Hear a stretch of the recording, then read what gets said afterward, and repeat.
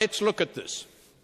So what did John the Baptist do? What did John the Baptist set in motion for us? I think, John the Baptist, if you look at this with me, folks, John the Baptist started something, didn't he? Don't you love to start something? Like Al Gore, start the internet.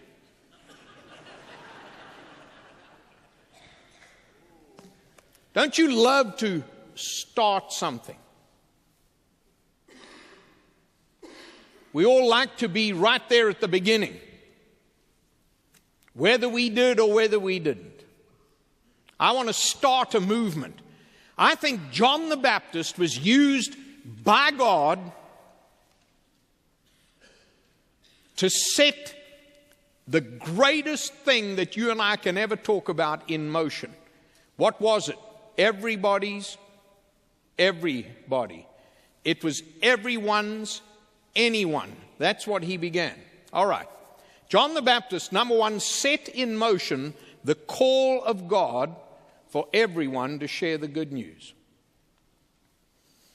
Bible says, for example, if you go back into chapter 1 and verse 80, the Bible says the child grew, became strong in spirit. He was in the wilderness until the day of his public appearance to Israel.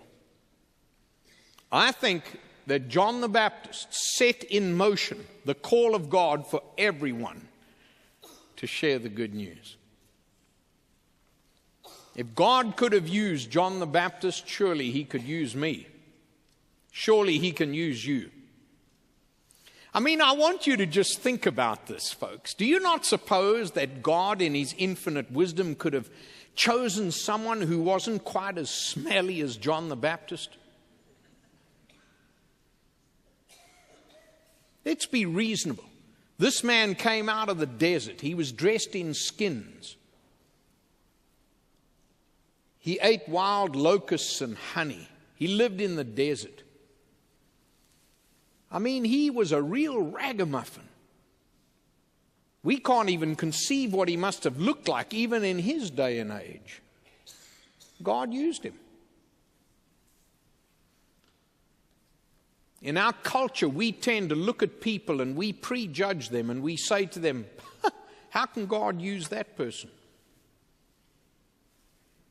I think John the Baptist set in motion the call of God for everyone to share the good news. But number two, John the Baptist set in motion the call of God for anyone to receive the good news. Not for everyone to share the good news, but for anyone to receive the good news. If you look at chapter 3 and verse 3, for example, which I read to you, he went into all the region around Jordan. By the way, in January this past year, I baptized 70 people in the River Jordan at the place where they literally believe that John the Baptist baptized Jesus. It's a meeting place. You got Jordan here. You got the desert regions to the south. You've got the beautiful, fertile Jordan Rift Valley going out ahead of you that culminates in the Sea of Galilee. To your left, or to your back, you're looking out across Israel, across the Judean wilderness, into, again, the fertile regions that cascade down into the area that we know as Tel Aviv and to the Mediterranean Sea. This was a meeting place. And you know who gathered in this meeting place? Anyone. They were all there. And if you want to break that down, folks, there were people there who were atheists. There were people there who were agnostics. There were people there who were bohemians. There were people there who were Essenes. There were people there who were legalists. There were people there who were Christ followers and disciples. There were seekers there. There were people there going through every walk of life. It was a grand picture of anyone. They all came. Let me tell you why anyone is welcome in this church. Because anyone needs to hear. We all need to know. this gospel.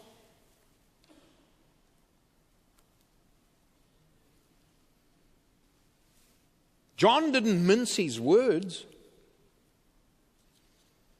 Folks, it would be an entirely different matter if I stood here as your pastor and I said, this person's welcome, and this person's welcome, and this person's welcome.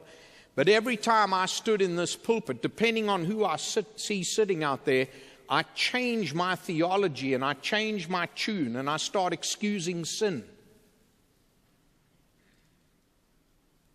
And I start saying, well, this doesn't matter and that doesn't matter. And I start contradicting and I start not sharing the gospel of Jesus. That's a different matter.